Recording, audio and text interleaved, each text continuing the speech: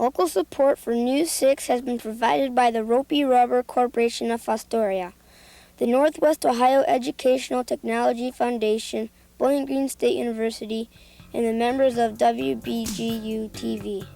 Hi, we're the 6th graders from Antwerp Elementary, home of the Archers. Welcome to News 6.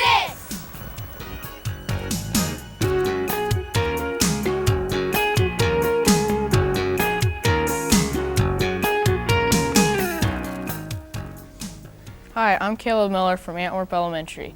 Welcome to News 6. We have Charlotte Gordon in the studio with our first story. Thank you, Caleb. Most of us love sports, so our first story is about someone who collects baseball cards for a living. How long did it take you to collect enough to open a shop? Well, it started when, about 1957 when I started collecting, when I was about your age, and then I collected through about 61 or 62, and then I stopped, and then when my boys started collecting, I got back into it also.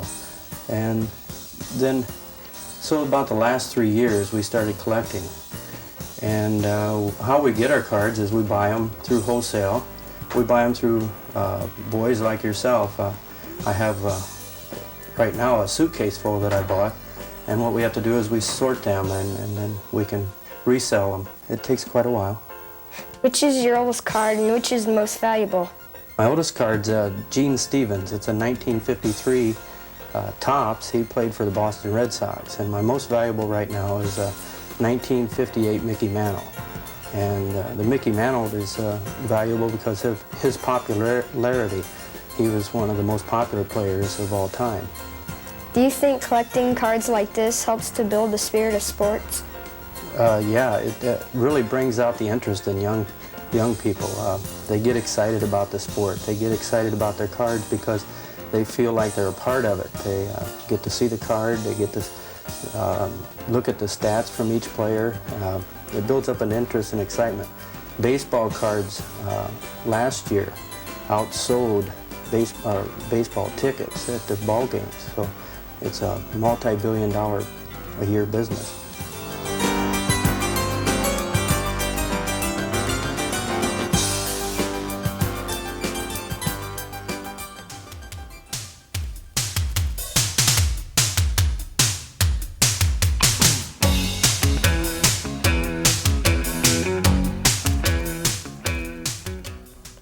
This News 6 is produced by the 6th grade class of Antwerp Elementary.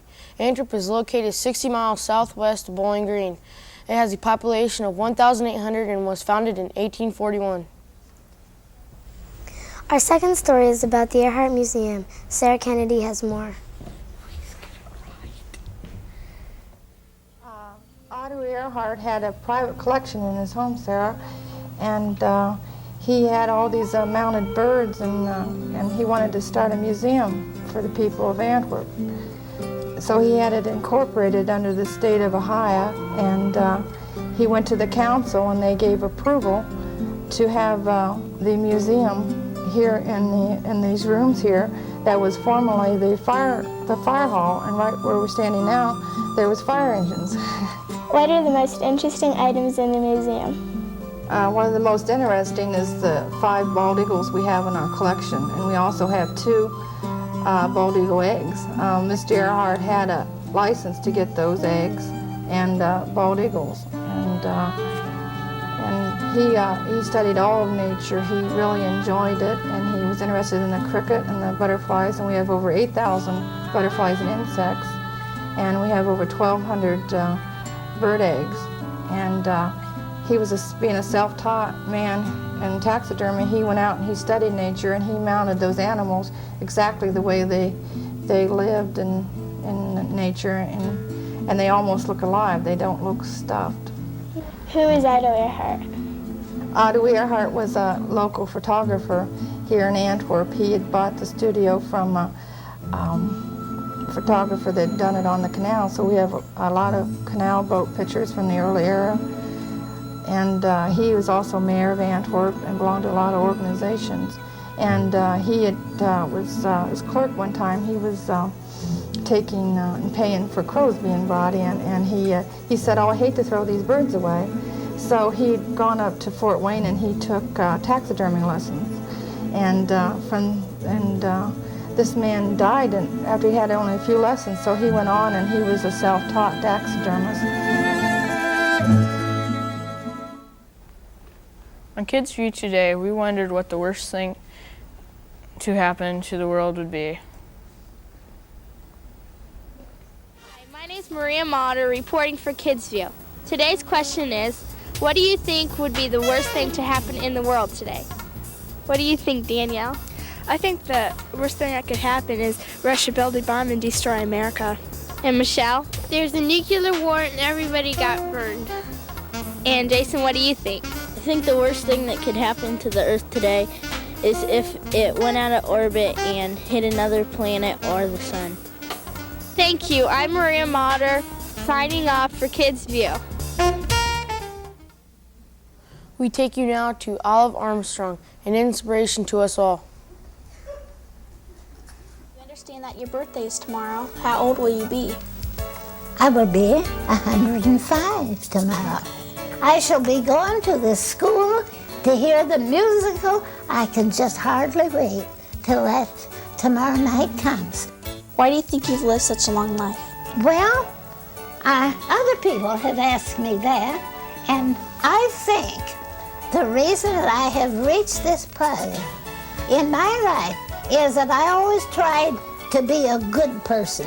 I loved everybody, and I loved my church, and I love all my church people.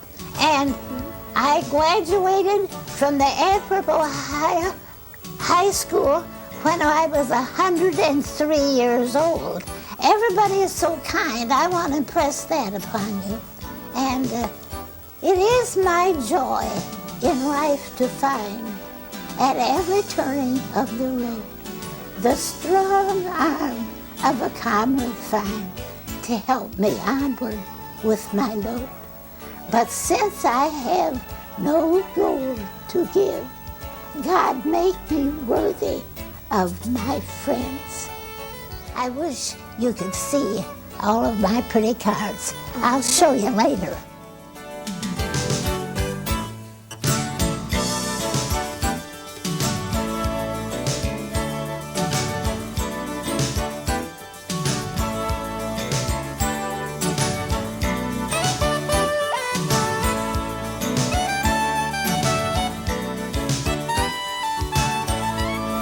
Happy birthday to you. Happy birthday to you. Happy birthday, dear Olive. Happy birthday to you. Oh, and many more. I think this has been a wonderful interview. I wonder if you people think so too. Bye for now from Antwerp Elementary. See you next week at St. Peter's School in Upper Sandusky.